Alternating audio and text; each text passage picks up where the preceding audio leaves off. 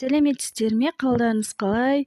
Бүгінгі әңгімеміз қайнатасының үйде іш киіммен жүретінін айтқан келіншектің оқиғадан соң редакция поштасына хат жазып өз сырласымен бөліскен келіншектер аз болған жоқ. Олардың бірі кеңес сұраса, енді бірі өз мәселесін ешкімге айта алмай көпшілікпен бөліске келетінін жазба болатын. Солардың бірі осы әңгімеге байланысты. Қайнатам жақсы адам, былай білімді, қызметті адам.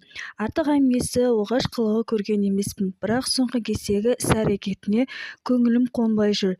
Дегенмен ол атасынан бірнеше рет ұстап алған жайлы айтады.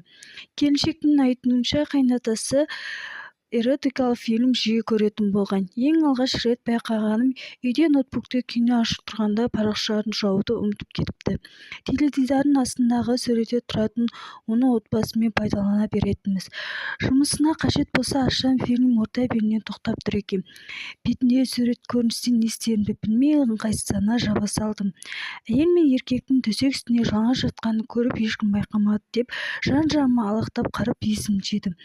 Одан 6 сыныпта өткен үлкен ұлым көріп деп ойладым. Басқа ешкім ойыма келмеді. Тіпті күдігім де болған жоқ. Балама ұрсып, сосын әкесіне айттым. Ол мен емес дейді. Біз сенбедік, сөйтсе қайнатам екен. Онда да мен кездейсоқ біліп қалдым. Бірде мен жұмыстан мазам болмай ерте қайтып үйге келдім.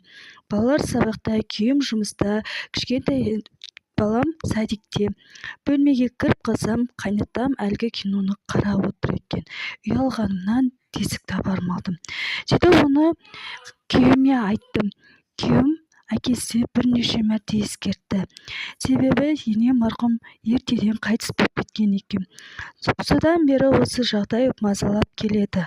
Қайнатамды үйлендіру керек пе, или басқа да жағдайлар ма? Қалай ойлайсыздар? Өз ойларыңызды жаза кетіңіздер.